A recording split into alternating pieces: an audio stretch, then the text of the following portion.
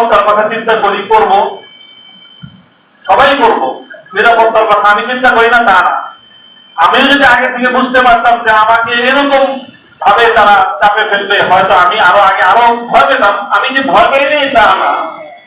আমি যে 3 বছরের এই কষ্টে যে আমি একদম খুব সাহসের সাথে মোকাবেলা করেছি সেই কথা আমি বলবো না, সে কথা বলার অবকাশ নেই। তবে একটা কথা এটা মনে রাখবেন যে এই বাড়তি প্রেসারের কারণ হলো আমাদের মধ্যকার ওই যে 3 জন বসে পড়ছে রাস্তায়, এই জন্য বাকি যে 3 জন দাঁড়ায় আছে ওই 3 জনের উপর তাদের 3 জনের খরচ পড়ছে, যেই 3 জন বসে পড়ছে ওই 3 জনের খরচ পড়ছে, বাকি সবগুলোর খরচ পড়ছে, ওরা সব বসে পড়ছে, তুই দাঁড়াবি চেষ্টা।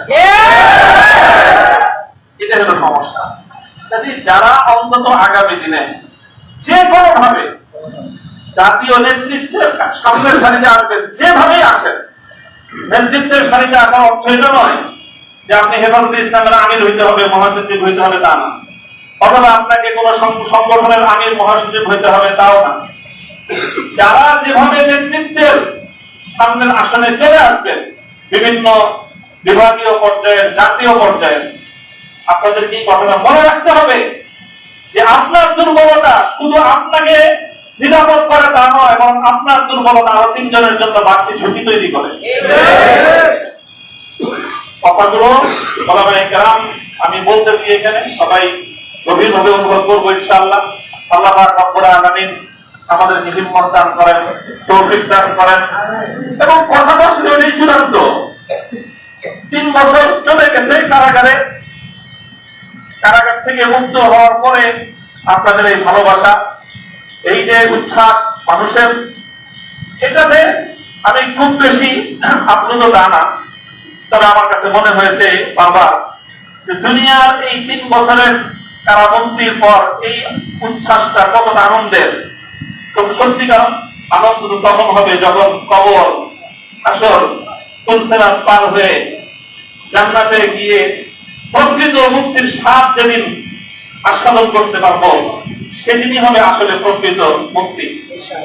যদি আমি সেই মুক্তির কোন ব্যবস্থা না হলো, আপনাদের এই অভিনন্দন, আপনাদের এই সংবর্ধনা, আপনাদের এই উচ্ছ্বাস 2 পয়সার কোন মূল্য লাগে না। যদি সকলেই যেন আমরা সেই চূড়ান্ত মুক্তির পথে সামনের দিকে অগ্রসর হতে পারি, এবং যারা সত্যের পথে চলে তাদের হাতকে শক্তিশালী করার জন্য, তাদেরকে সাহস যোগানোর জন্য, তাদের উপর ঝুঁকি তৈরি হলে সেই সময় নিজে যেন বাড়তি ঝুঁকির কারণ না হয়, বরং সেই সময় তাদের সহযোগিতা করার জন্য পাশে দাঁড়ানো উচিত। তাহলে পরিস্থিতিটা অনেকটাই সহজ হয়, অনেকটা সহজ হয়। আপনি 10 জন দাঁড়ায় আছেন, লাঠি নিয়ে আসলে পিটানোর জন্য 6 জন দৌড় দিচ্ছে, বাকি 4 জনের উপর যে কি অবস্থা যায় এটা বুঝতে পারেন? যে লোক লাঠি নিয়ে আসছে, যখন আপনি লাঠি থেকে 3 জন দৌড়তেছে, 6 জন দৌড়তেছে, তখন তার মধ্যে শক্তি সাহস অনেক বেড়ে যায়। তখন আর বাকি যে 4 জন দাঁড়ায় আছে ওদের অবস্থা তো যায় কিয়ামত ওদের উপর দিয়ে। আপনারা যে বাকি 6 জন দৌড়তেছেন, আপনারা শুধু নিজের নিরাপত্তার কথা চিন্তা করলেন, তারে মাঠে একা ফেলে গেলেন, তার পরিস্থিতিটা কি হবে সেটা কি একবার ভেবেছেন? যারা নেতৃত্বের আসনে আছেন, ধারে কাছে আছেন, সবাই আগে এই কথাটা চিন্তা করে যদি মনে করেন যে হ্যাঁ আপনার মধ্যে আপনি সেই দুর্বলতাই খুঁজে পান, 6 জন সাথীকে ময়দানে একা ফেলে বাকি 6 জন আমরা পালায় যাবেন, দোহাই লাগে আগে আপনি নেতৃত্বের আসন থেকে বেড়ে চলে যান।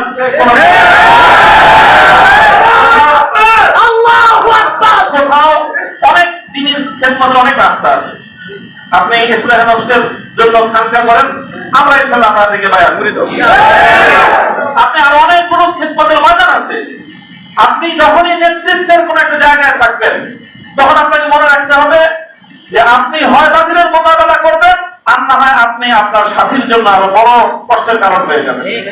কোনটা আমি হব, আপনি হব, সেটা আমাদের বিবেচনা করা উচিত। আল্লাহ পাক রব্বুল আলামিন আমাদেরকে তৌফিক দান করেন। যারা সাথীরা আমরা ছিলাম একসাথে কারাগারে থাকার মধ্য দিয়েও আমাদের মধ্যে এক ধরনের আত্মার বন্ধন তৈরি হয়েছে। আমরা আশা করি, আমি ব্যক্তিগতভাবে বিশ্বাস করি আমাদের এই বন্ধনটা আগামী দিনে ইনশাআল্লাহ ইসলামী নেতৃত্বের অঙ্গনে একটা সংহত মজবুত ইসলামী নেতৃত্ব উপহার দিবে সেই কাজটুকু করতে পারি। আমাদের সকলের জন্য দোয়া করবেন যেন আমাদের মধ্যে সেরকম একটা বোঝাপড়া, সেরকম বন্ধন, সেরকম আত্মত্যাগ, সেরকম অন্যের নিরাপত্তাকে নিজের নিরাপত্তার উপর প্রাধান্য দিতে পারা। আবার বলছি, অন্যের নিরাপত্তাকে নিজের নিরাপত্তার উপর যতদিন পর্যন্ত আমি প্রাধান্য দিতে না পারবো, ইসলামী নেতৃত্বের ধারে কাছে থাকার কোন সুযোগ এবং কোন বৈধতা আমার নাই। আল্লাহ পাক রব্বুল আলামিন আমাদের সকলকে নেতৃত্বের সেই গুণ এবং সেই যোগ্যতা দান করুন, এবং সেভাবেই যেন আমরা আগামী দিনে ইসলামী অঙ্গনের জন্য একটা নেতৃত্ব তৈরি করে পরিস্থিতি, আমার আগে বলেছেন, মাহবুব হুজুর বলেছেন যে আমাদের পূর্বসূরীরা যে পর্যায়ে ব্যক্তিত্ব ছিলেন, অথচ পরিস্থিতি বর্তমানের চেয়ে আরো সহজ ছিল। আর সেই তুলনায় এখন আমাদের যে রোহানিয়াদের যে অবস্থান, আধ্যাত্মিক যে অবস্থান, আর সেই তুলনায় পরিস্থিতির যে ভয়াবহতা আমাদের জন্য পরিস্থিতি অনেক জটিল করে দিয়েছে। এই সময়ে আমরা কেউ যদি একটু দুর্বলতা প্রদর্শন করি, বাকি অন্যদের জন্য সেটা অনেক বড় বেশি কঠিন পরিস্থিতি তৈরি করে দেয়। আল্লাহ রাব্বুল আলামিন আমাদের সকলকে তৌফিক দান করুন। যারা এই প্রচন্ড গরমের মধ্যে আজকে সারাদিন, কালকে সারা রাত আমার মুক্তির জন্য এবং আমার মুক্তির পরবর্তী এই আনন্দের মধ্যে আপনারা যারা অংশগ্রহণ করেছেন, আমাকে উৎসাহিত করেছেন, আমার সহকর্মী এবং আমরা যারা কারারুদ্ধ ছিলাম একসঙ্গে, আমাদের কারা সহযোগীদের আপনারা উদ্বুদ্ধ করেছেন। আল্লাহ পাক রব্বুল আলামিন আমাদের সকলকে দান করুন। আগামী দিনের জন্য হক এবং হকদানিয়াতের পথে থাকতে পারি, আল্লাহ সন্তুষ্টির পথে রিয়া এবং কিবির মুক্ত আমল যেন করতে পারি, তৌফিক আল্লাহ দান করুন।